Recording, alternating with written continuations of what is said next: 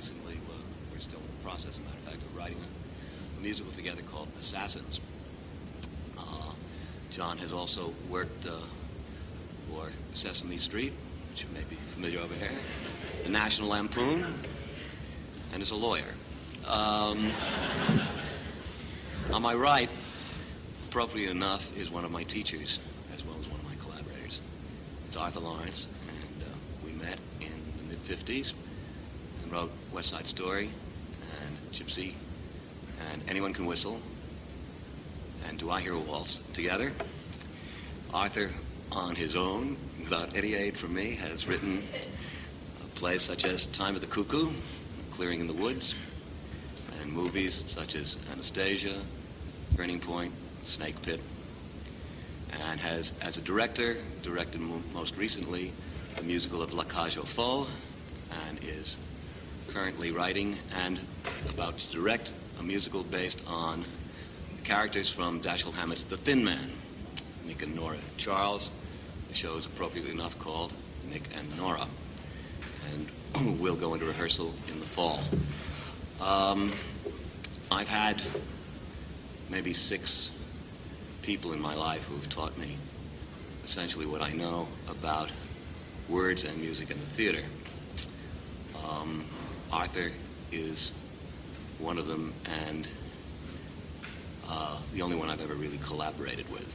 And from him I learned, as we're working on West Side and Gypsy, such basic techniques in the theater as the use of subtext, what a scene is about, and how to write a scene for actors as opposed to something that exists on paper.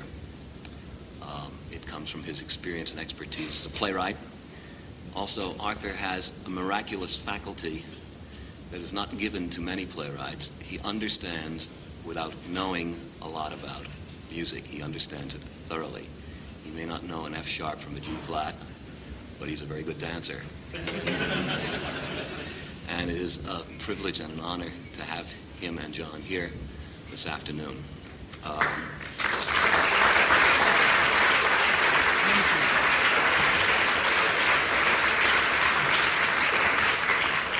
So, whatever you would like to know about our work either together or individually or the process of collaboration, which has been intense in all 6 cases that we've been worked on together, please feel free to ask, and we'll conduct a Q&A session. Anybody want to start the ball rolling? Thank you.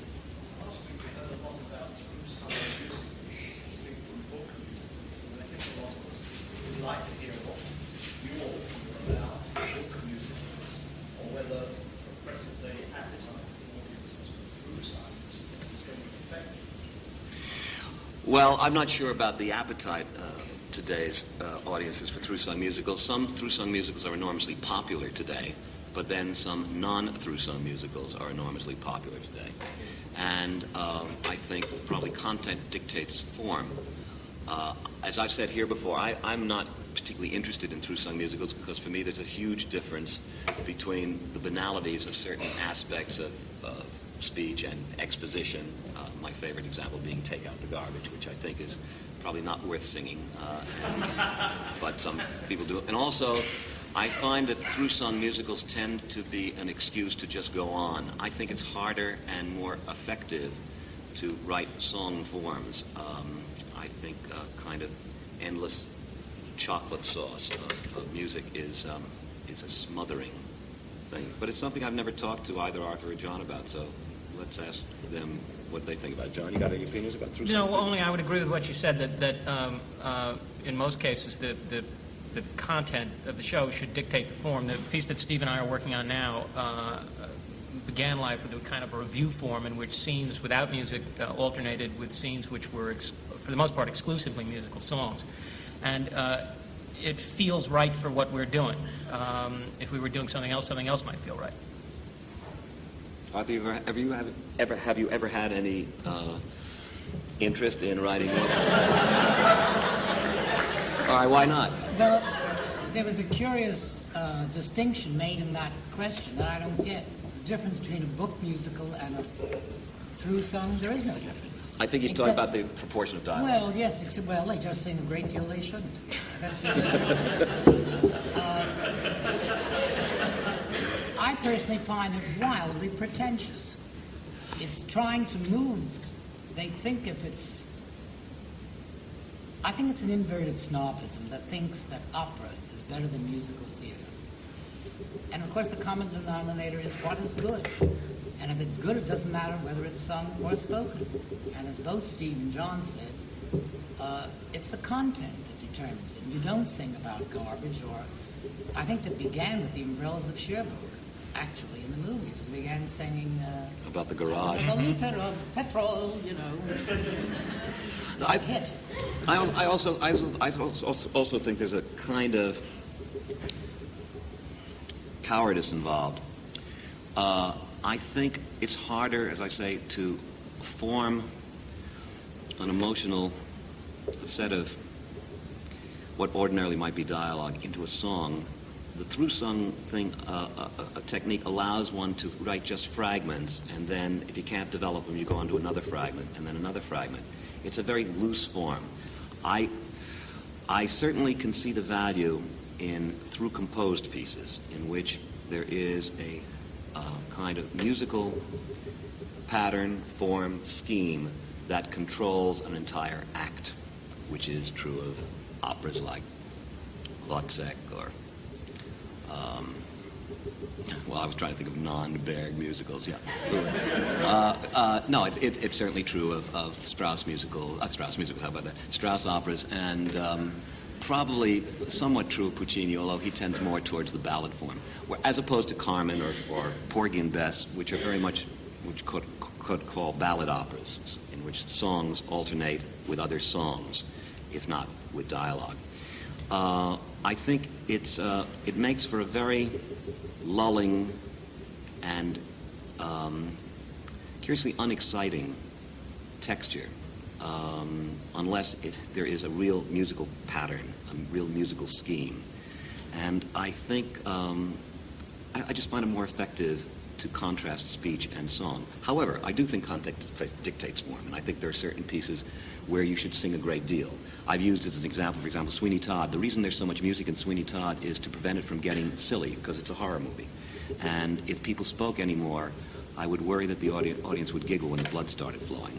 But by keeping music going constantly, not necessarily sung music, but certainly underscoring, it becomes a horror movie and holds the tension together and doesn't allow the audience's sense of naturalism to interfere with what is a melodramatic piece. I could conceive of Sweeney Todd as being sung all the way through, but that would be the reason for it, not for a formal reason. It would still be a series of songs, but the music would be continuous, so the audience wouldn't be let off the hook. But I think there has to be a reason for music to be continuous, because I think it gets monotonous after a while. In the back.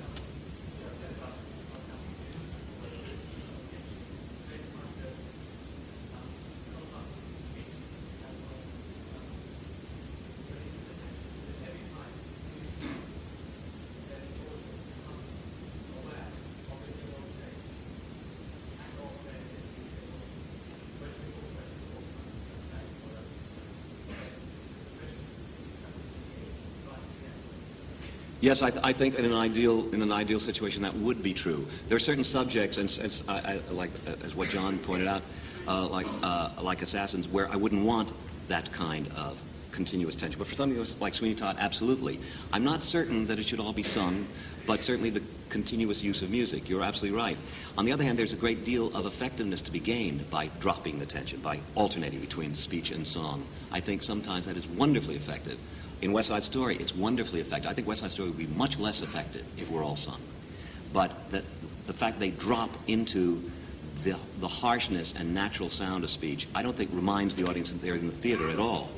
I think what it does is create a kind of false naturalism on the stage that is very good if you're dealing with street gangs. I think if those street gangs sang all the time, particularly when they're fighting, it would be pretty silly. And I think the tension is if anything, enhanced by the drop in a speech. Sure, please. I think there are weapons in the theater that might go under a general category of absence of. For example, the curtain going up, which I don't know, in London, it's almost dispensed with in New York, and the absence of that moment when the curtain reveals the set and takes you into the theater is lost. The pause is one of the greatest weapons there is in the theater.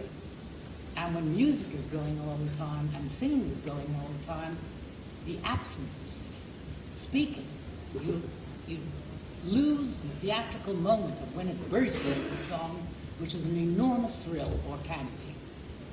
You need contrast, and I think contrast makes tension. There's another thing, too. One of the hardest techniques, and it's something Arthur and I prided ourselves on a great deal in the shows we wrote, is the song cue. It is very hard to get from speech into song. For one thing, there's always that dreadful moment when you suddenly see a pair of arms rise up and you think, uh-oh, you know. That one of the advantages of an opera is they're there all the time, so you never know. But that's a metaphor for, in fact, just what I'm talking about, which is how do you get from speech into song without the audience saying, uh-oh, a song is coming? Well, if you do it well, it's really terrific, because then when the song starts, there's a grip to it. There's, as Art says, through contrast. But it's very hard to do. It's very hard to do, and it gets harder as shows get more sophisticated. And it's hard to give the bell note. Oh, terrible. In West Side Story, we used a gunshot. That literally covered the sound of the bell note. A bell note, for those of you who don't know, is the note that gives the singer the pitch to start the song on. And coming out of Dry Doll, it's quite hard to do. In Into the Woods, because it's a set of fairy tales, three times the way we give the bell note is, we give a bell note. That is, the prince says, he's been chasing Cinderella all night, he says. And his brother says, no girl would run away from a prince. And the prince says, but one has. And a French horn goes, boom. And then he goes, ya-da-da-da-da. And it gets a laugh because of the boldness of the technique. And there's another one where we thought we'd actually use a bell. In the middle of a speech, you think, what happened? Somebody went bing like that. The speech goes on, and then the lady starts to sing. It's very funny, but it's very hard to do. It's a hard technique to do. But I agree with Arthur. Contrast of accounts. John? Yeah, it's really another way of saying the same thing. But I mean, one of the things that I have always found thrilling about musicals, and that I found thrilling about musicals when I was a kid, was the moment where suddenly what the scene was about became coalesced and intensified when it suddenly leapt into music. And when it's done well, and if the scene is constructed properly, and if the song is placed right, it's thrilling. And if the music is continuous, of course, that never happens. And you may not notice it when it doesn't happen, but it's very exciting when it does. When the audience come into a musical, I mean, one assumes they've suspended their disbelief because they're going to hear the part of it sung. How important is it when you're writing to still involve the audience throughout the evening? I mean, I've seen quite a few productions of well-known musicals being directed with a lot of attention to the end of songs. I mean, I've read a lot about how you build a song to get the chorus at the end. How important, again, do you think the audience should be kept in touch with the show throughout? Well, it depends on the kind of show. I think a show in which you are telling a story in which you intend them to get involved, it's very important. Whereas in the old days when they would do the so-called Ethel Merman shows, they were collections of songs and jokes. It was not about involvement. Is this scene funny? Is that song attractive? And those were shows about the performer. They were about the singer, not the song. And certainly the shows we've been dealing with in the class here at Oxford are the other kind of shows for the most part, although one of them is a musical comedy and does very much deal with the performer rather than the piece itself. But most of the shows deal with getting you into it as if you were at a play. And I think it's very important to keep them involved, and it's quite hard to do again. Now, sometimes you can have both. Gypsy is a case in point. The way the show is written, the character of Rose never gets a hand. At least she's not on stage. Of course, she's in the wings seething. And Ethel Merman did it originally. She fumed a lot, and at the end of Rose's turn, which is a big dramatic soliloquy, she insisted on stopping the show literally to take a bow. Then when I directed it here with Angela Lansbury, that moment always bothered me, and I figured out a way to get it both. The number, after all, is taking place in Rose's head. and took a risk on the part of the actors, because what she did, the audience, of course, goes ape. You can make them go ape, the spotlights anyway. And she bowed and got an ovation. And then she moved and bowed again, and they're milking the audience, they thought. And the third time, we took the lights out. And suddenly the audience realized it was all in her head. And it was quite chilling. And that way you involve them in the show, not in giving an actor a hand. And she kept bowing into the silence. The audience had stopped applauding, and she kept bowing. And you realized it was a woman having a nervous breakdown. I've got to jog Arthur's memory on one thing and give Ethel her due and correct him in one detail, because it illustrates also an answer to the question. Rose's Turn originally was written with a very dissonant ending, because it's about a woman having a nervous breakdown. And I had her screaming, for me, not singing it, but screaming it, and some high violins playing just a dissonant note, very, very, very scratchy and very upsetting, like fingernails on a blackboard. And from out of the wings came her daughter, who'd been listening to her have her nervous breakdown, applauding slowly like that. When they turned, and Arthur had written a 2-page scene, 2.5 pages, that ended the show, which is, in fact, the meat of the show. It's a scene in which the daughter becomes the mother, and the mother becomes the daughter. And that's what the piece is about. We were down in Philadelphia with a show, and at least I was very proud of this dissonant ending where the audience expected they were going to get ahead, and they didn't. I just thought, see how avant-garde and fresh and surprising I am. And Oscar Hammerstein, who was another one of my teachers, came down there, and Arthur and I had a nervous dinner with him afterwards, waited to see what he said, and he was most encouraging. He said he said there were 3 things wrong with the show. The first was that the door handle of the kitchen kept falling off during the performance, and he thought we should fix that immediately. Secondly, there was a song called You'll Never Get Away From Me, which he thought should be at the end of the scene, because he felt that scenes in this kind of show should end with a song and not with dialogue, and we fixed that. And then, fixing his eyes on me, because he had taught me to be true to the character, he said, and you've got to give Ethel Merman a big hand at the end of Rose's Turn. And I was startled and embarrassed. And I said, but he said, I know it's not true to the character, but the audience wants to applaud her, and they are not listening to the last scene. They are waiting till the curtain call so they can give her a big hand. And since the show is about what's in the last scene, if you want them to listen, you must let them release themselves. And he was absolutely right. And to this day, I hate that moment, because she goes, for me, orchestra, big final cadence, audience, as Arthur says, goes ape, and then they listen in total silence to the last 2 pages, and they understand what the show's about. And it was it's one of those lessons you learn about the difference between the theater and reality.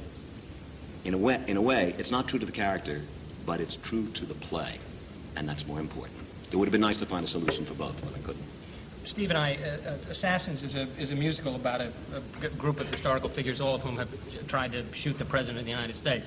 So it's odd material for a musical to begin with. And we talked at length about whether or not the opening number, which gathers these characters together on stage, should be constructed so that it ends with a hand, or it simply bleeds into what happens afterwards. And when we did it in workshop, it was done so that it gave the audience an opportunity to applaud. And we felt it was important so that they would feel comfortable with the idea that this was a musical with numbers which ended as numbers do, and that they would have an opportunity to applaud, and so that it would at the beginning be not as off-putting as it might have been if it simply ended and transitioned into what was going to come after it. So, and how the audience feels if they have been given an opportunity to applaud or have not been given an opportunity to applaud is very important.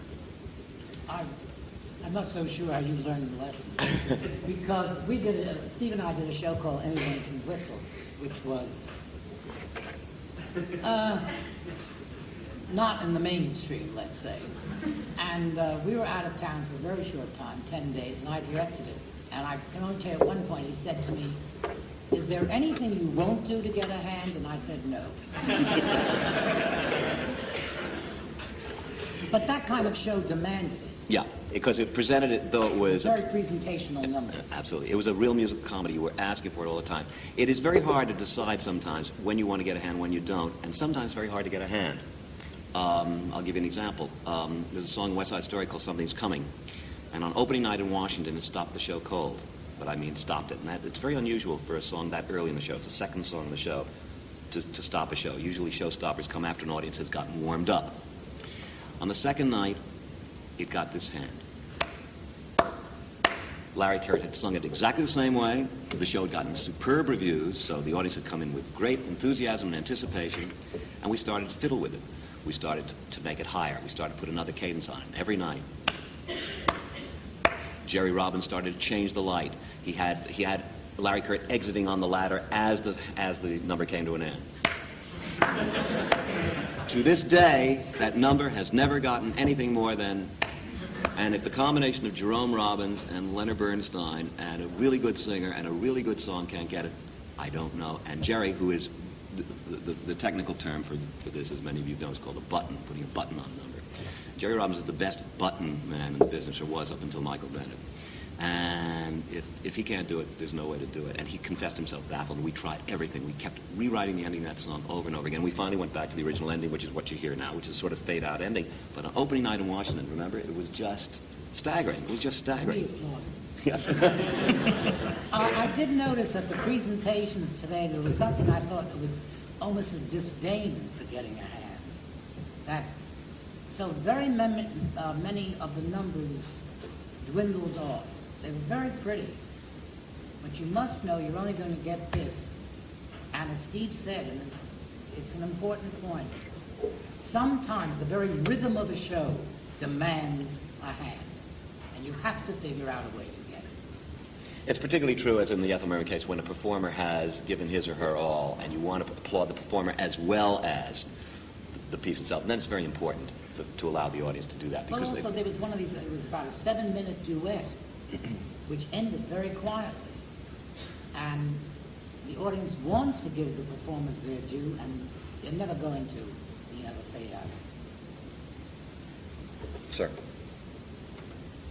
In your choice and treatment of imaginative themes when you work in music, I believe that you contributed more to maintaining musical as an art form and taking it towards the 21st century than anyone else. But I'd like to say Mr. Lloyd Webber, because I think done for music what Donald Trump has done for aesthetic. Mr. Webber almost seems, Lloyd Webber almost seems to evoke a popular response to his first nights. Whereas sometimes you evoke a response of puzzlement. And I use the word puzzlement because I know you're interested in getting puzzled. And also because in my own area, which is specifically a strategy game, I really played and enjoyed my state president board game.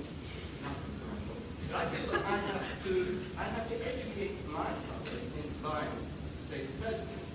And the understanding that they take the trouble to buy the game and learn to play it, they'll get a substantial return on their investment of time and money.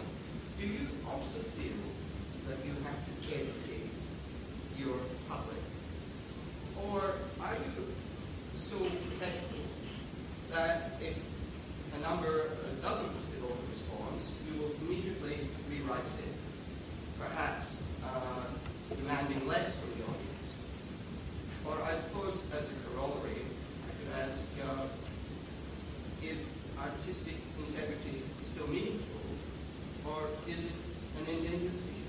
Oh, I don't think it's an endangered species, and it's impossible to talk about what makes things popular or not popular. I certainly, when I write for what I think serves the material best, meaning to express whatever story or to tell whatever story is being told. Obviously, when it comes down to specifics, like Something's Coming, when it feels like the audience wants to applaud, then you want to let them applaud to release the tension. But otherwise, it never enters my mind or any of the minds, I think, of anybody I've ever worked with. No, I think you put on the piece, and if people like it, they like it, and if they don't, they don't. And incidentally, popularity is something that is gauged over a period of time. Beethoven is more popular than Spohr, but in the days when Beethoven and Spohr were alive, Spohr was the big man on campus. And so I don't think that can enter into anybody's calculations. I don't think it's important. I think everybody writes for what they think, to express what they think they want to express. And I think that it's the only guideline you can use. You can't try to predict public taste, nor can you try to predict what 2,000 people will feel in a house, except to tell the story and hope that as a community, which is what the theater experience is, they will understand what you're doing. Just to add to that, I must say that when I am working on something, when Steve and I were working on Pacific Overtures, which was an eccentric musical, certainly for its time and for any time, I thought it was great, and I assumed that everybody else would. The enthusiasm that you generate when you're writing, I think it's not like there was never a moment where I sat and I thought this is going to be difficult. There'll only be a small audience for it, but I think it's fine. It was I expected it would run at the Winter Garden for 10 years. I was very disappointed when it didn't. As you know yourself, what you do is when you invent things or make things or write things, all the same thing, you do it for yourself. That is to say, I write shows that I want to stand in the back of the house and see. And if I like it, then I just hope that everybody else will. But I sure would hate to write something that I didn't like, which I occasionally have done. It was right. It was great. Oh, thank you. Thank you. Back to the characters who were finished up by having those breakdowns. I've always wanted to know when went into changing the ending of Follies, the original Follies, where there was a breakdown. I'll do that briefly. No, it's very simple. The original Follies was the breakdown, was about, there were four main characters, and that was essentially about, as it turned out to be, about Ben's breakdown, one character. Jim Goldman, who wrote the book, always felt that he wanted it to be about all four. So when it came time to the revival, he wanted to rewrite it so all four would break down. I then wrote a new song in which all four characters broke down, and they did it through a metaphor, in which it was a number that took place on a gigantic piano, and Ben tried to tap dance his way to the top. He got to the top, and the note stuck, and he couldn't make the note sound, and he started to go crazy. And out of the piano came his wife, and she tried to help him. And then out came his mistress, and out came her husband, and they all tried to make the note work, and they all went crazy doing it. The problem was that Maria Bjornsson designed a piano that couldn't be moved off stage quickly enough. That is to say, we had to bring a curtain in, and the piano had to be dismantled and moved, actually, I think, by stagehands. The director is here today, and he can correct me on this if you wish. But the point was we had to bring a curtain in. In other words, there had to be a cadence, so to speak. And as soon as that happened, there was no way of having all four people break down, because you can't ask the audience to, now will everybody wait, and we'll pick them up after their nervous breakdown in a couple of minutes. It was meant as continuous action. That's what happened. I think it could have worked, and I don't mean to blame Maria either. It's just the whole scheme of the number simply didn't work. And so what we eventually ended up with was a number in which Ben reached a hand, then the curtain came in, the four young people came and sang and sang and danced, and then they moved backstage. But the point was a break occurred, and it just couldn't work. But the intention was to have all four people break down at once, which might have worked. It might have worked. That was the reason for the rewriting the ending.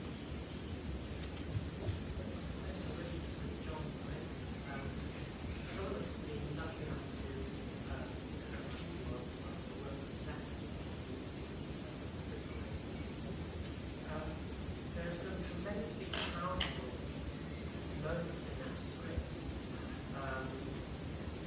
both musical and also the dialogue. But it's the dialogue section which I'm also concentrating on. There are some amazing monologues. It doesn't mean that it's supposed to be they had a chance to see it. But there are some tremendously poignant moments within that script which are totally unrelated to as a music. And because of what you said earlier about song and giving the uplifting experience, that's really sensational and something to think. When I was reading that script, hearing the script putting at the workshop, I was sitting there listening to those words. I was thinking, I don't need it. There's no purpose for us to use it as a particular, and then once it, and you didn't give it to me, and I was delighted. And it's my question would be, let's say something about something quite important about the subject matter of the music. But in a way, I don't need it. I'm not sure of that. The power of that power was so strong anyway,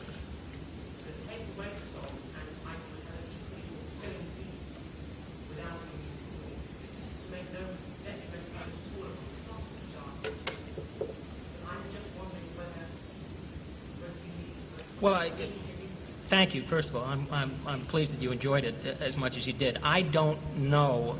Well, I feel as though I do know. I don't agree with you. I think that the piece has a cumulative impact, which is a result of the way in which the dialogue and the music interact.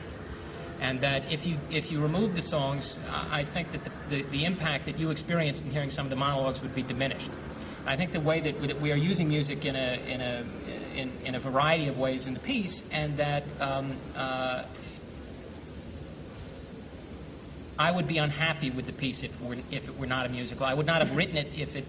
Well, Steve and I, this is an idea which began in a room with me, Steve and I talking. It did not start as an idea of mine. It did not begin life as a play. But I think it's meant to be musical. I think there is there is passion in the non-musical writing, but the kinds of passions which these people feel demand to be expressed musically from time to time in the play.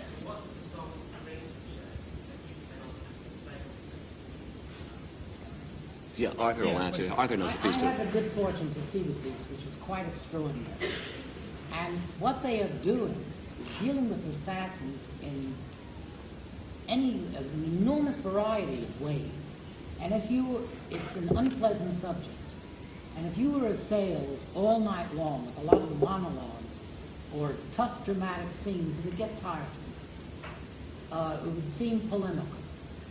And here it's one of the joys of watching it. It may seem odd to talk about the joy of watching a piece about people trying to knock over the president. But it is tremendous joy of how inventive they've been. And the monologues are marvelous, but so are the songs. And one complements the other and indeed enhances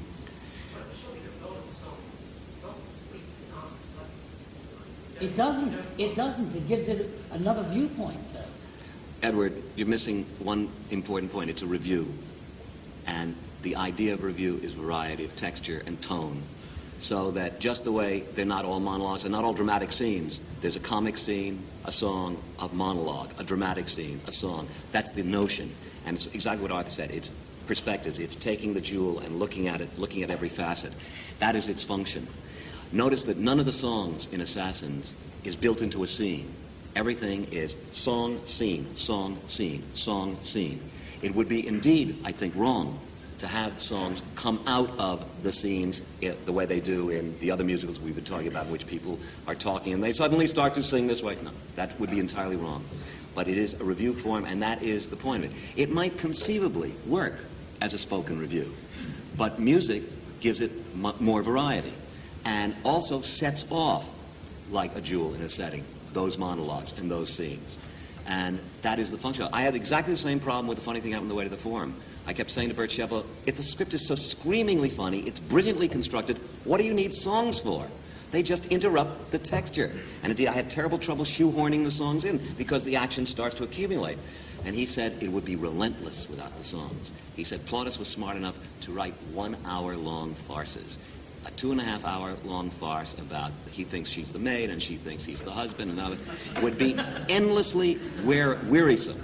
He said the songs are respites, and he said that may sound like you're just letting the audience, relaxing the audience so they can enjoy the next scene, but that is exactly what the songs are for, and that is what the songs are for in Forum. The songs are not primarily there to get laughs; they're to give you a respite so you can catch your breath and then go boom with the train again.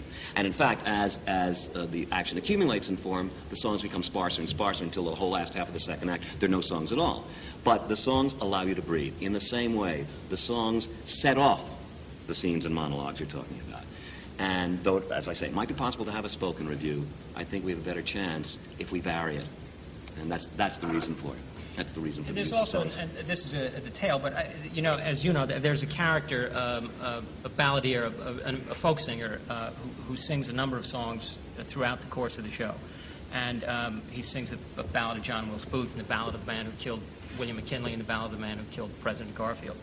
And this comes back to what Arthur said about avoiding the feeling of the show being polemical. I think because Steve has written a variety of different American song forms and put them in the mouth of a familiar American singing character, I hope that people's experience of the show will be the experience of a show which it presents another way of looking at the American experience, rather than simply a way of looking at 8 people who were unbalanced in one way or another and did something dreadful by taking a gun and trying to kill the president.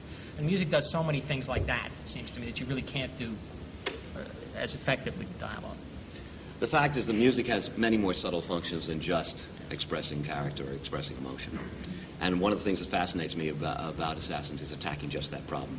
I was trained entirely by Oscar Hammerstein in my early formative stages, and he believed that songs occur only when the characters reach a certain emotional peak, beyond which they can no longer speak but must burst into song. And I thought that's the only way you can write songs. And it was, in fact, Bert Sheveloff with Forum who pointed out to me, no, there are other ways to write, other ways to use songs. And the review form is one. Yes, Lane. So do you think any subject matter resonates musically? Would you actually write a musical about it? You've seen Sweeney Todd? I don't think... yeah, exactly. Well, I don't think... the answer to your question is, I think anything you can write a play about, you can write a musical play about. I truly believe that. At any rate, I don't see any reason not to try if it sounds like it's singing. But it depends. As a writer, as a songwriter, you've got to decide, does this sing or not? You know, I can think of lots of terrific plays that don't sing to me. But I think subject matter is the same way with plays. You can write a play about anything. And I have a playwright friend who likes to use the phrase when he's arguing with you. He likes to say, well, from Hitler's point of view, you could write a play from Hitler's point of view. That poses a massive problem for me as an audience member, because I was brought up to believe that music and singing was beautiful, and murder and street fights and rape was really bad. So when you become an adult and start going to the opera, you almost feel guilty because you're being massaged and entertained by the beauty of music, which is telling you about something which you know you should at the same time already condemn. Do you find it difficult to go to shows then, or do you not enjoy shows? No, I love them, but I just... Well, the point is you've changed. Yeah. You've grown up, and that's what counts.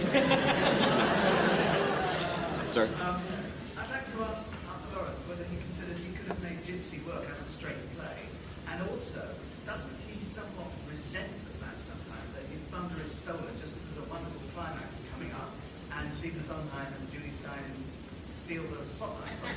But before he answers, I would just like to... I actually said to Arthur at one point, I've often quoted this, I said to Arthur at one point, this play is so complete, what do you want songs for? And he said, oh, Steve, if I were writing this as a play, I would write it entirely differently. Now I'll let him take over. But I remember that because I quoted it many times. Yes, it's very overblown, and you don't realize it because these people make transitions within a sentence. And when you have the background, the frame of music, you can do extraordinary things in the book. So far as having the thunder stolen, well, one of the things Gypsy is about is the need for recognition. And anybody who writes the book for a musical has to be prepared you're not going to be recognized. It's a fact of life. But I love the form so much, and I love working in it. And Tom comes round, and this production of Gypsy in New York... he wouldn't say, he's too modest to say it, but they finally recognize it as one of the best plays, not libretti, plays that the American theater knows. They finally recognized it. Yeah.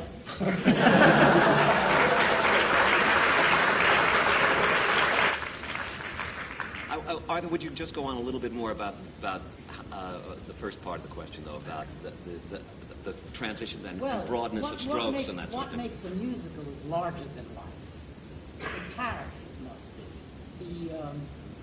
The action must be. If you, it's one of the things, again, I guess it refers back to this composed through a musical.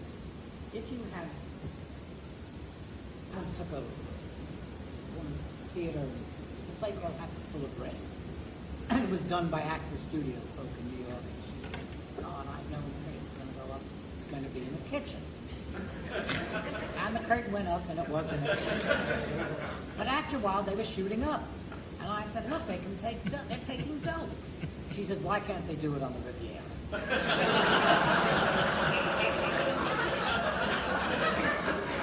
Well, metaphorically, the musical is the Riviera.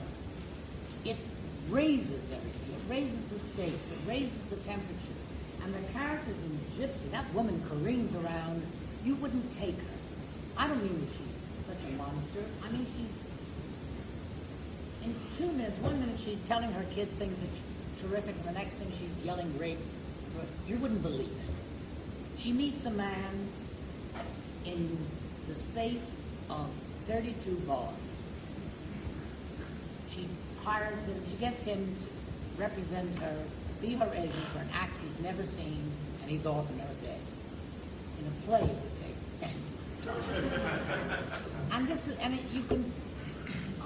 I guess it's what enchants me so much about the whole form. The things you can do musically. You can make these moments so exciting. The end of the first act of Gypsy is why I think the thing is a dreadful movie. Why you can't do it. Screen is such a literal medium. But this woman goes mad and she starts to sing an insanely optimistic song. It wouldn't be nearly as effective in speech. Or believable. You wouldn't, not for a minute. And particularly in this version we have now in New York, it is terrifying.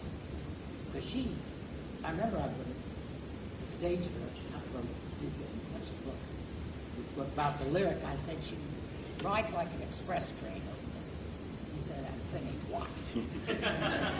Well, what she sings is this insanely optimistic song.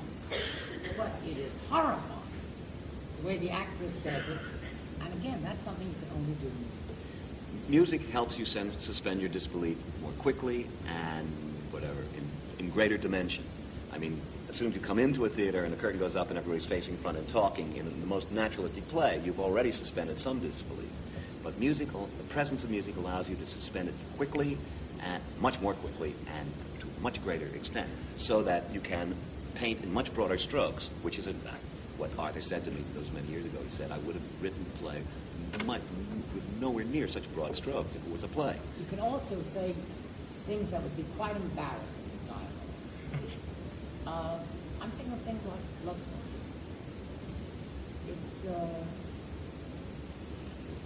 Poetry doesn't fit too well for me, Jim. But a love lyric can be really wonderful poetry and avoids banality.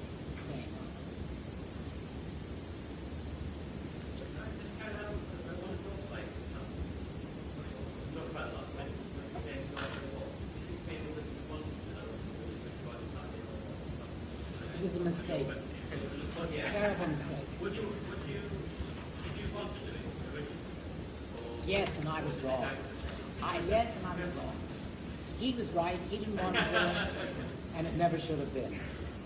One thing is, if it should have been a musical, it should have been about the reason I said it couldn't be a musical is about a lady who can't sing, metaphorically. It's about a lady who's so repressed she cannot sing. So how can you have a musical? Well, the way you can do it is have everybody in Italy sing all the time, and she talks all the time, and only at the climax, when she makes some kind of breakthrough, she could break the song. That's the only way you can do it. There's an interesting anecdote, true, about My Fair Lady.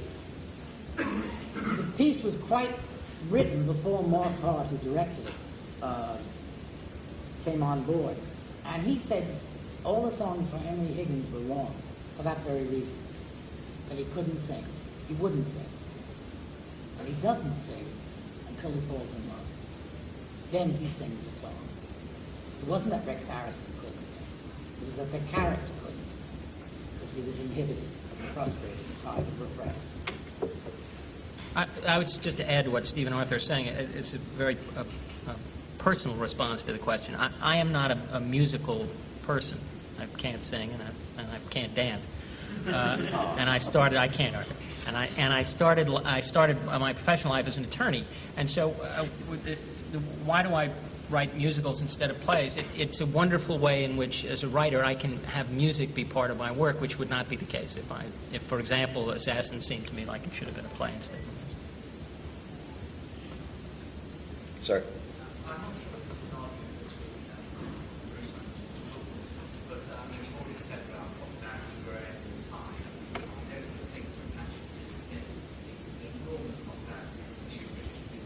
least. Although, and that does in a way help your fight with the arguments. These new musical have reached an immense amount of intensity of emotion with an enormous number of people. I think you said that. No, reached an intense amount of emotion, you mean with the individual member of the audience? What do you mean? With you in the bedroom of the audience after the show, I mean, you said about how the other people and how people behave in the scenes. No, I said saying. I didn't say thinking. I said saying. But please make it clear that what I was saying was that people are treating it as an event because they go to the theater so seldom that going to the theater is the event. That's what I meant by that. So let's be very clear on what I meant by that. Okay? Okay, but I think with the number of musicals that have people take this as a habit, and Not in America. in Britain, and from that, there is a real response, a real emotional response to that.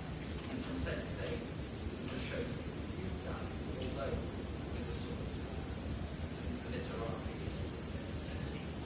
they reach a response with many, the reactions are quite sort of sterile. Why are you characterizing my audience? I don't understand.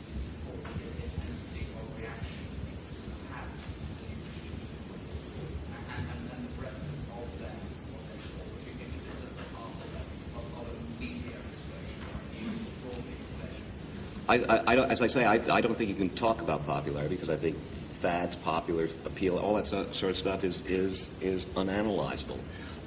Some people have intense reactions pro, and some people have intense reactions con to those musicals and to mine. But you think that mine are elitist, so we're talking about your reaction and not about the question at all. I think that most people go to see a hits. And that's why they And say they don't see- discriminate at all. And it's that simple, unfortunately. What?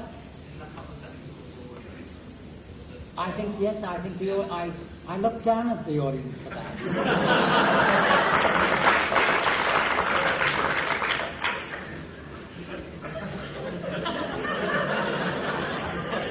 Yes. That's my question about the type of singers you visualize using in 3 or 4 years' time. We've gone from the baritone to the strangulated tenor. Where do we forecast it from the situation? Well, I wasn't aware. Is that true? Castrated. Castrati, I don't know. I wasn't aware. It seems to me shows merely call for what they call for. Perhaps you're thinking that some of these so-called, or these, let's call them through-sung musicals, often have large parts for tenors, but I can't think of this as a trend. I mean, generally in a show, there are parts that seem to call for tenors, parts that seem to call for baritones. One wants a balance. But I wasn't aware of there being any trend in musicals whatsoever in terms of the performer. I think if there's any trend, it's towards the versatility of the performer. I think more and more performers are being asked to sing, dance, and act, and look right for the part. Not necessarily pretty, but right for the part. And I think it's very good because I think they're skills that should develop in concert with each other. But otherwise, I'm not aware of vocal trends at all. Yes.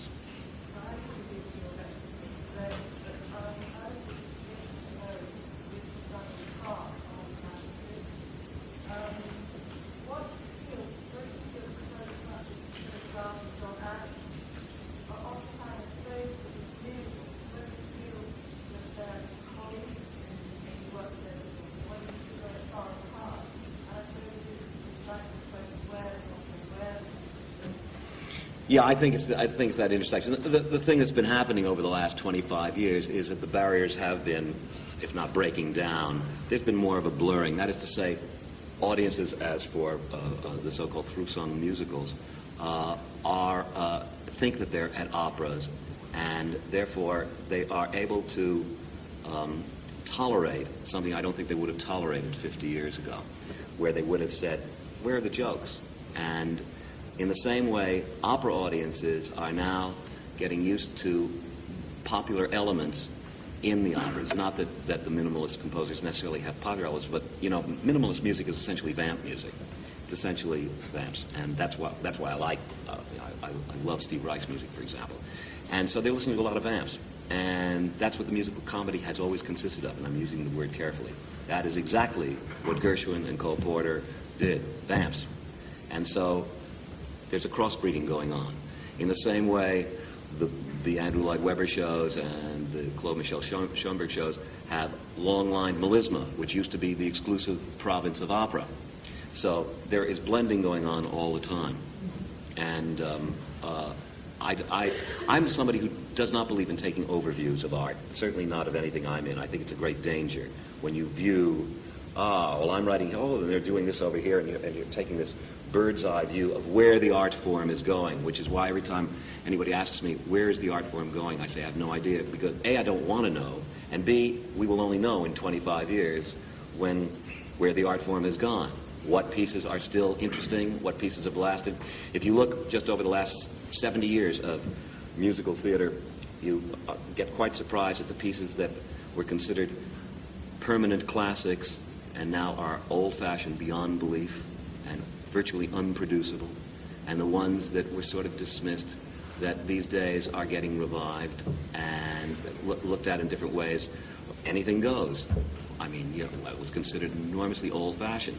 Now, granted, it is still its own animal, but it is pleasing a large audience that also goes to these other kinds of shows. And so I think it's healthy too. I think it's terrific that elements are going from one show to another. Ma'am. Getting back to audiences and popular shows, do you think through prayer, which I think is husband being something that they know is confident, considering the considerable financial outlay during the pandemic is, not only to go to London to actually see the show, but time they're going to wait to get to the push levels and how are big musical concerned. Do you think it's really fair to try to mean about them?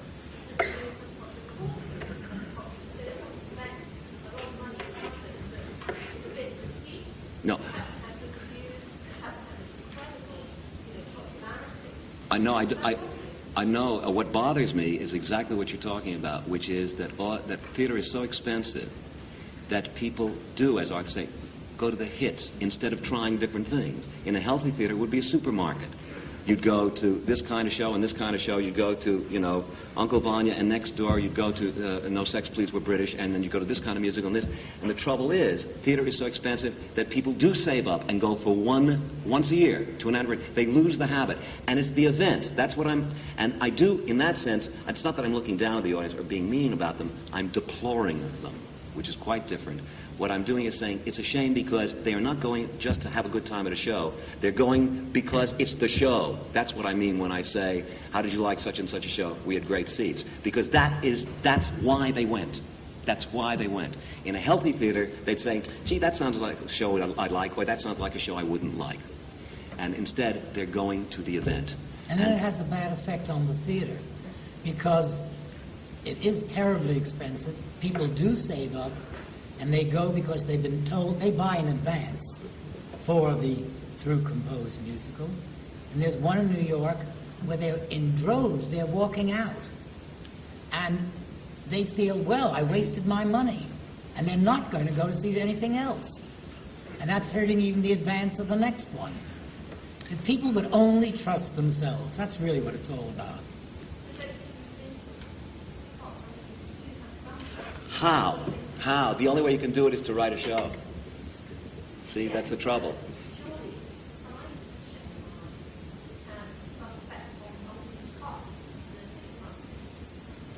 No. Yeah, but much less than you would think. No, it's a uniform price. Yeah. Except for Miss Saigon.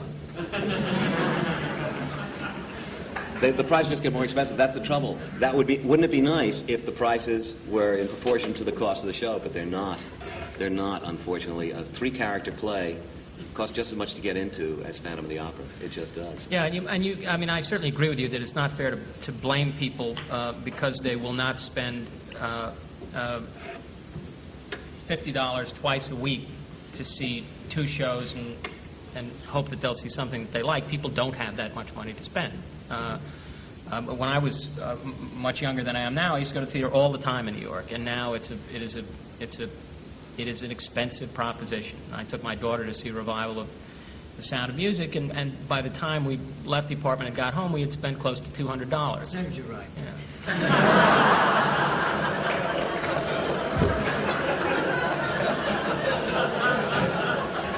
But you know, I was going to take her to see Gypsy too.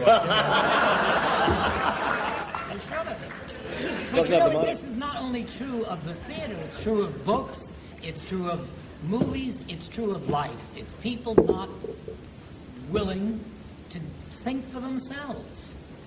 That sounds terribly pretentious, but I really think people are so busy running along like sheep.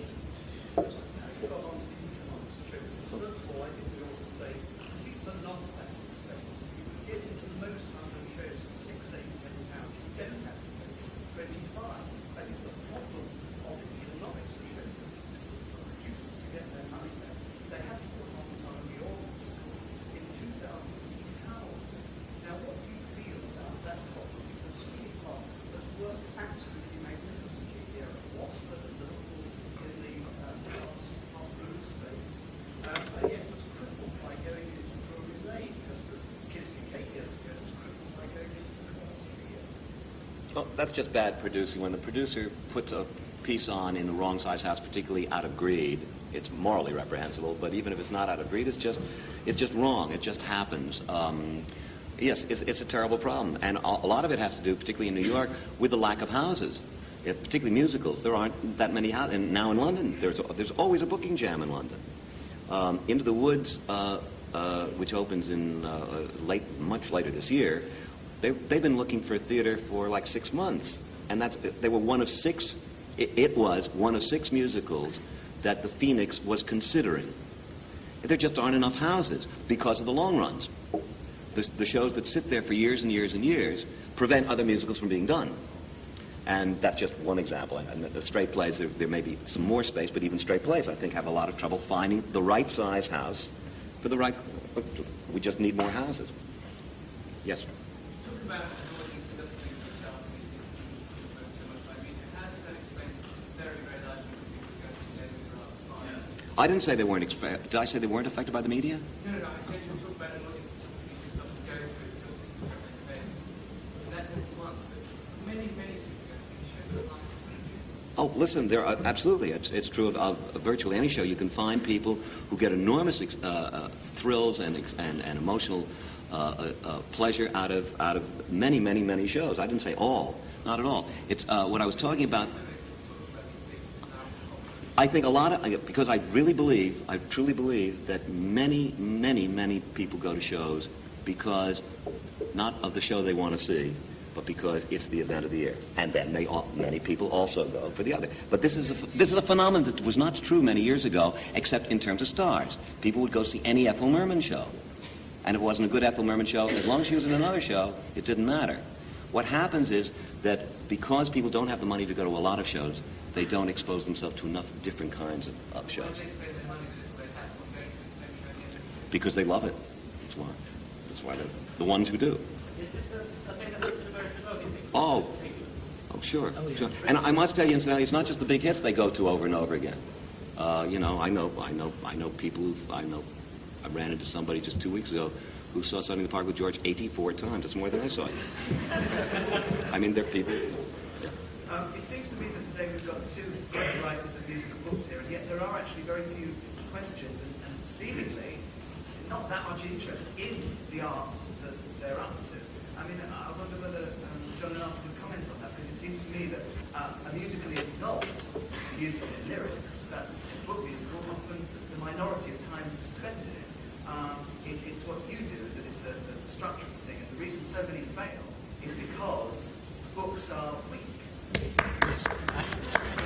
Absolutely right. Steve said to me when we were working on Pacific Overtures, before it ever opened, he said, if people like the show, they will praise me, and he said, if they don't like it, they'll blame you. And it turned out to be more or less correct. But yeah, of course, I agree with you. I think the book is very important, but I don't think that the book is not more important than the score. Both elements have to work to make a show. I think the book is the heart. I think the book is more important than the score, in the sense that I think it's the story that counts. it's also the hardest of the forms because you have to be a good playwright and you have to be a good musical writer at the same time. That's you have to be a good playwright and still know how to make music function properly. That seems to me the important thing. And very, very few people can do that. There are very, very few good librettists, present or past. There are very few good libretti. And the test is always in the revival. It's always 25 years later, 30 years later that you find out if a show is strong. Because it isn't just enough that a score should work. Some Rodgers and Hammerstein shows are already beginning to show their age very badly, and there was a feeling for a long time they would last forever because the scores were just so wonderful. Well, first of all, music changes. Music undergoes fads more quickly than virtually any other art form, and a whole style of music has replaced a whole style of music. In fact, there are two generations of music though, and already there's a whole new generation that doesn't enjoy their music much. And certainly doesn't enjoy their shows. I'm talking about some of them. And I'm only using them because they were the big staple. So many of their shows were such gigantic hits and have been revived over and over again. But the law of diminishing returns has begun to set in. And this is not to castigate them. It's just to show how ephemeral this art form is. I've often said that I don't think any musical that's written in the 20th century will be of any interest whatsoever in 50 years, except for Porgy and Bess. And I still believe it, and I will continue to believe it. That's not modesty, nor is that implied insult to any other show, but I see it happening already. Rodgers and Hammerstein burst on the world in 1943. That's not so long ago. And they already are beginning to seem like artifacts. And I think that will happen to a lot of shows. And yes, some plays. But the shows that have the best chance of holding up over a period of years, like Gypsy, which surprises me, I must tell you, that's in the third revival and still seems fresh. It's because the story still grips. It's not about the style of the music, and this is not saying anything about Julie or the lyrics. It's the story still grips. It's not just saying that Arthur's the whole hero either. It's all made of a piece, and it has the advantage of having a lot of period music in it. And it's a period piece, which also helps it. But it's that the story is still interesting and offers a terrific chance for an actor. That's another thing. The show that has a chance of lasting tends to be a show that offers good parts for a whole new generation of people. Otherwise, operas would not be done. Most operas are boring beyond belief, and people go to hear the artist sing the opera. I mean, does anybody really want to hear Lucia di Lammermoor, or do you want to hear Joan Sutherland in Lucia di Lammermoor? Whole other thing. And I think how it serves the performer is very important. And as long as there are ladies willing to careen around the stage for 2.5 hours and scream 9 songs, Gypsy will last because the story's still interesting, and isn't it fun to see Tyne Daly, isn't it fun to see Angela Lansbury, and the next generation, whoever that lady may be. All those things together. But you know, the vast majority of plays, the classics, have great parts because they're about people and they're about emotions. And that, I think, should be the province of the musical more than it is. One of the reasons that playwrights don't write musicals is that recognition factor. They don't want to stick their necks out and get beaten to death. Another thing, as Steve said, it is hard. It's hard to realize that you're not going to get the return you might wish. It's also hard because it requires enormous economy. The book occupies relatively a small amount of time, and you have to do it damn fast. And you have to establish a character damn fast in very strong strokes. Sometimes you can do it brilliantly in song. One of the presentations today, the one about, what's his name? Russian Prince? Yusupov. Well, that song just dazzled me. I mean, there is musical theater writing, and it was just brilliant. And things, just because things are sung does not mean they're not coming from the book. They're always coming from the book. And I know a playwright who's quite well known in New York. He started out to write Nick and Nora. I was only going to direct it. And he loves musicals. Well, to love is not enough. You have to have risk of sounding immodest, skill. It requires a lot of technique. And you cannot indulge yourself the way you can in the play. You don't have the time. And you do have to feed to the music. And it's hard, but when it's all of a piece, it's tremendously rewarding, whether they say so in the columns or not. And I'm very glad I do. Yeah, I must say, what Arthur was describing, I find is one of the most satisfying parts of it, is trying to do it so economically and so efficiently and in so little space. And when you get it right, it's great. There's a phrase I'm very fond of quoting by Wilson Meisner. He said, "People beat scenery." And what he meant is that character is what counts, and character is story. And if story and character are strong, then something has a chance of appealing over a long period of time. And if decoration, which could be anything from music to actual scenery, is the all-important factor, that's not likely to be true. In the case of opera, however, because it is about music and about the singer, it is not so much about character as it is about the presentation of the performer. But if it isn't about the performer, then it's got to be about character, and character is story. And I think one of the reasons for the success of West Side Story is that, and I think one of the reasons for the success of Romeo and Juliet, it's not just that the poetry's so great, that's a terrific story. Shakespeare, apart from his other talents, picked great stories to, he didn't make them up himself. He picked great stories to tell. And it's really hard to resist some of those stories. I mean, no matter how they're told, if they'd been told by half the poet that he was, I think they still would be done. They're wonderful stories. And it's a narrative form of theater. Any argument I'd like to ask all three of you, which subjects you'd like to tackle next, or which subjects you've always wanted to tackle and never talked about? Oh, that's interesting. Arthur?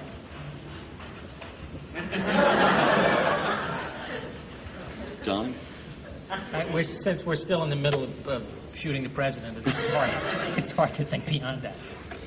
Actually, yes, there's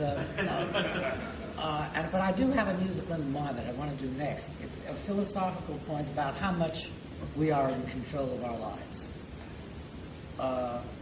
And I think that it would be easier to examine that in a musical than it would be in a play, because it can be more fantastic. And I think if you get literal in that, it can be very dreary. It needs an element of fantasy, which is the province of the music. Ma'am? Probably most of us have seen 5 or 8 potential shows today.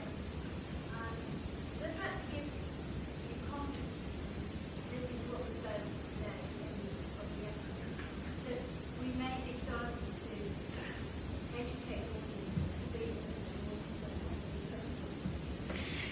Well, it encourages me because there's so much talent, because the pieces are so talented. But, this thing about educating audiences, which was a phrase used earlier, I don't think you can educate an audience. You can only open up a supermarket so they can taste more fruits and vegetables. All you can do is expose more work. I don't know the solution to that.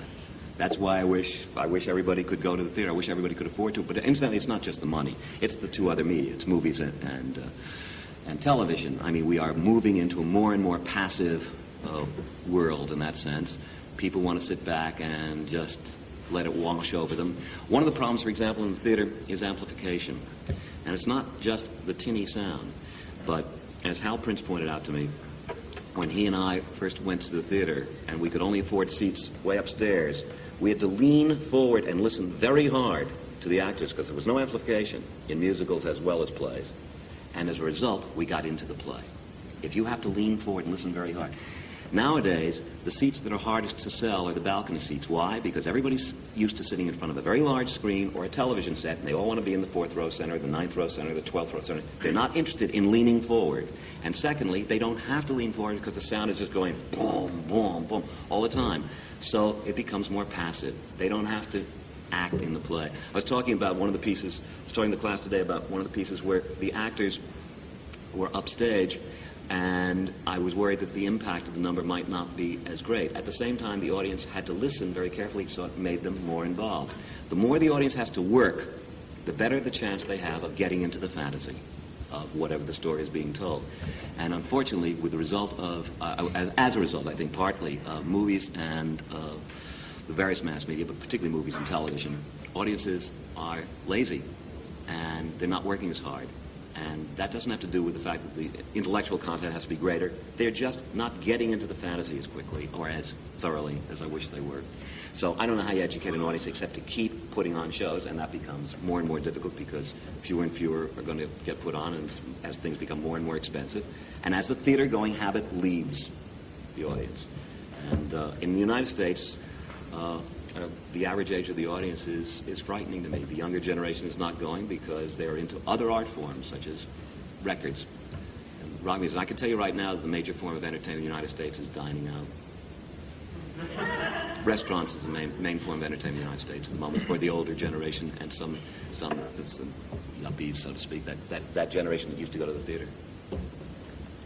Frankly, I think that's something entirely different. I find there are a lot of schools these days who do actually put on musical shows and have this feeling of being involved in the show because there is an atmosphere and they come forward. And some of those kids tend to want to come in and That's where the dividing line takes. It's what happens later. Yes, I'm always surprised and delighted at how many musicals get put on by schools. It's just later on when they want to go to the theater. I know so many people who want to go to the theater and can't afford to go.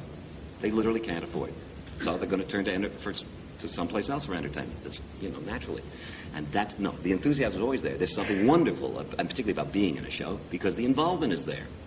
When you're involved in a show, you get to love it. You get to love it. It's one of the ways so many flops get done. Everybody loves it. About this expense. That gentleman who said you can go cheaper, you really can. And instead, if they really wanted to, so they wouldn't have to go to see 3 movies. They could see 1 play. I think they have lost the habit in the States. I don't know about here. No, you can. The expensive ones goes. The cheap seats you can always get. The younger generation doesn't care for some reason. I have a friend, a movie director named Sidney Lumet, who said people are too lazy. They don't want anything layered now. They want it simple. And if anything is layered, they're not going to go see it. I'm so convinced about the age of audience. My parents started getting in 1932, and used to say to me, look at the age of the audience, it's about 60. And here we are, at the average age, if it went on going higher, it'd be 120. Well, but that may be true of commercial theater. I can't speak about that because I did go to a commercial piece last night, and the average age of the audience was pretty frightening, and I liked the play too. But when I go to the National Theater, I'm very encouraged. I mean, last year or 2 years ago, I guess, I remember going to King Lear, and there were 20 teenagers, obviously from a school, going to King Lear. Well, first of all, if King Lear ever got done in New York, I would be a millennia. It would be a phenomenon anyway. And the idea that 20 teenagers would go to King Lear in New York, the odds against that are 9 million to 1. And well, that's it. Eddie Murphy. I don't think John Travolta would. But excuse me. That brings up one other thing. Then I'll recognize the gentleman back there if I can recognize. That brings up one other thing, which is one of the worst things about theater in the United States is that California and New York are 3,000 miles apart, so that the stars can't appear on the stage. There are many. I remember there was a time when Jack Lemmon and Walter Matthau did Juno and the Paycock on the coast. Well, if they did that in New York, everybody would go see Juno and the Paycock. They're not going to see Juno and the Paycock otherwise, but they would go see it with those two, and then they might discover that they liked the play. The nice thing about London is that stars of the films and popular stars can appear on the stage. Laurence Olivier could appear on the stage. He could afford to because he could go around the corner to Twickenham of an afternoon and make $10,000 a minute, and that is the point. And it allowed him the luxury of appearing for minimum salary at the National Theater. And the best thing about the theater in this country is the National Theater and the RSC, because they keep putting on all these plays, and not so-called commercial pieces or pieces to please an audience, but just pieces that allow actors to act, and they are able to attract stars who can afford to play for a limited period of time, so the audiences will go. Yes, but this is a country that has a tradition of language. This is the country of Shakespeare, and the education, it seems to me, is on a much higher level than it is in the States. And people know here about the word. They hear, and they don't in the States. Sir. I would just like to agree with that. Every night, both the gallery seats that we have in Israel and 960 nights,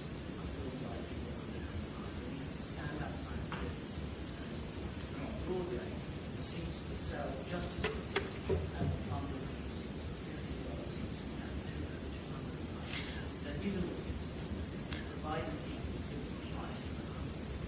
Well, that's good producing from that point of view. Producers do not generally have the foresight to try to attract a new generation. A lot of people will do it. It's not just people do not do it. Well, there's some musicals. They may want to go to Les Mis. I don't know how many young people want to You go have to a other second musicals. balcony? Well, I know a lot of musicals have second balconies and they don't sell. No, but I'm not sure. I don't think so. I think it's the producers that are needed, and I really mean that. And Hal Prince has been saying that for years, and I think he's right, because you have to have foresight to do that. Also, Les Mis is a phenomenon. I don't think Les Mis is typical. I would think that young people would they may want to go to Les Mis. I don't think they would want to go to a lot of the musicals in New York, including the more popular ones. I may be wrong, but Cameron, you're not on the booth, are you? That makes a difference. I'm serious. Smart of you. I'd like to say on this point that I'm involved in the university this year, for example, and that has 650 members of the university's all largest it will. They're not in the theaters. Is the problem? We're going to have to cut this off in a few minutes. So, a couple more questions, Edward. There was a point you talked about the ornaments for the purchase program between Stephen and the private study of George James Prime. And it concerned exactly what you said some of the past of George was about. James replied and said he would show what the rest of the was about and had a session where life. And then you, ignoring it, said that no, it was about great that. Now, assuming you're right, my first is correct, wasn't it of interest? I don't think this way can last away. What did you find in that show is going to be that is going to make some connection between you as a writer and the audience? Because the first part of the show about an artist who is highly set, who has no proper relationship to anybody, has a relationship with God. The second half is a show about an artist who's not actually very good at what he does. That's only in England. No, seriously, it was changed here. It was changed here. Right, that's not especially specifically. Now, that the show for me is fascinating. It's about the trick that he's putting himself. And it's all about myself to try to spend most of my day in that area. I find it fascinating. And I believe it actually has a group of band players and especially writers who share each other in mind. But for you, for the average man, where in that show is the connection between server entertainment and us as ordinary, untrained? First of all, that question could be posed at every show. You could say that about a professor of English and a flower girl that he trains. Where is the connection that the audience makes? Since it's a play entirely about language and class, where is the connection? You could say, the connection is. It was one of the biggest hits of all time. It's an unanswerable question because for me, it's a passionate love story, among other things. And as I said earlier, you can only write what you want to see and then hope that other people want to see it. I found it interesting enough, and incidentally, it did not close in a week. It wasn't like nobody was interested in it. It had a 2-year run, and so a lot of people got interested in the story. But you can't ask yourself that question because there is no answer to those things. If you were sitting down to... In fact, Rodgers and Hammerstein turned down Pygmalion precisely on those grounds. Oscar said, I just didn't see... It just didn't interest me, this story about this professor and this flower girl, and I didn't see how I could make a musical out of it. Plus the fact that it all takes place in an office, it seems to me dreary and depressing. And he said this after it had become a hit, and he said, and I looked at it and I thought, my God, look what I missed. Because he thought it was wonderful. Alan Lerner and Fritz Lowe saw something in it and were able to convey their love for the subject and their enthusiasm, and the audience enjoyed it. There's no answer to such a question. I'm terribly sorry. Okay. Said earlier on about lasting significance of what we invest. I would say that the Sweeney Card simply because of the performance fraction, which seems to be but also the demand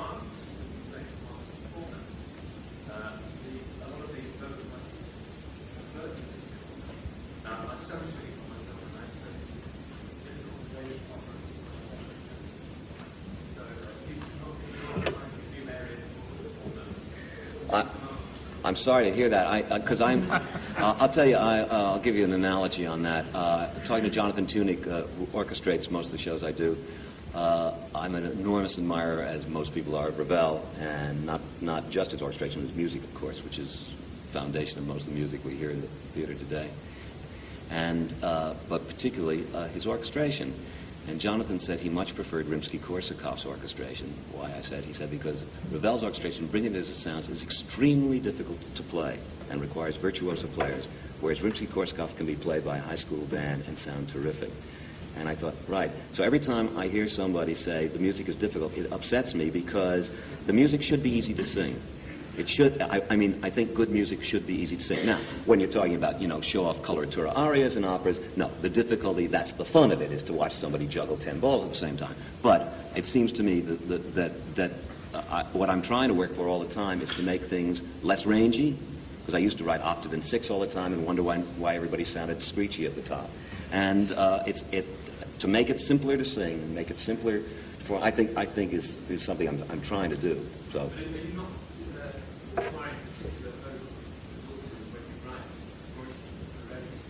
But that's a takeoff on Italian opera. You've picked one piece that's deliberately written the way the Beatle is written for a countertenor. You pick something that's deliberately written as a show-off piece, as somebody who's out there juggling 10 balls in a classic style, and then one behind his back. That's the idea. No, I think stuff should be easy to sing, and it should not.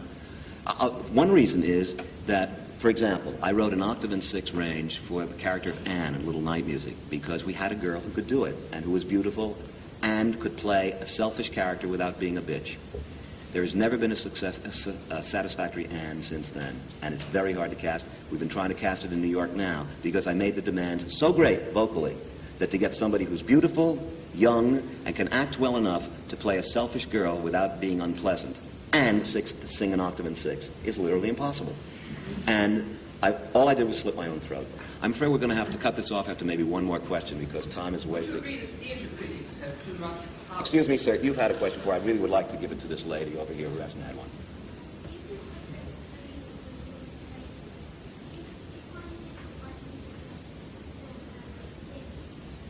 Well, those songs are sort of pastiche songs. No, writing those songs was quite like writing the songs for Follies because they were about a certain time period. They were pastiche songs. And so, no, I don't think they would be any different. However, I think if I were writing a real musical movie, which I'm about to start doing now, in which songs really function within the thing, yes, I think the problems are quite different. And one of the reasons is that screen time is much faster than stage time.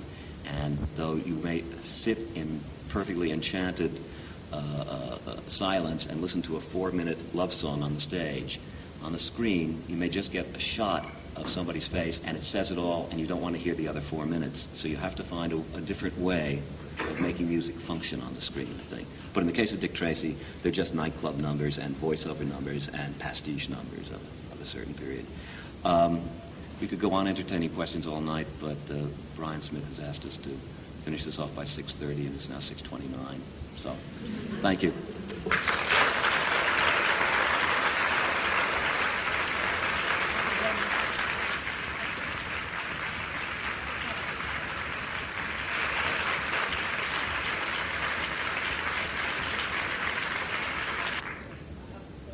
Only Patty the Pole got a bigger hand. And she made us do it. It's a very sad occasion in some ways to have to say thank you to Stephen, but on the last occasion that he'll be giving a class here in St. Catherine's, for the time being at least. I know I speak for all the people who've been at these audiences to say how much we've appreciated the classes, the activities that he's brought to Oxford in the last few months. I mean, we see the people who come here see the classes, but many will, in the last 2 or 3 days, have seen the other side of Stephen's activity, the absolutely marvellous master class that he runs for 14 young writers of the theatre. And in the last 3 days, we've had a most spectacular exhibition of the fruits of those classes, which I think we've all found very exciting.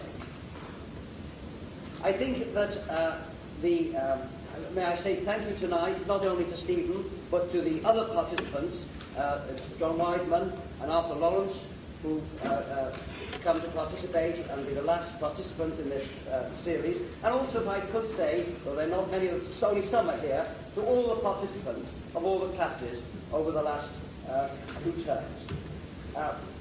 I'll have an opportunity to say more things later tonight to Steve, so that for the moment I could just ask the audience to express its gratitude for all that you've brought to us. Well, may I interrupt for 1 minute? I think we should all express our thanks also to Cameron McIntosh, without whom this would not exist.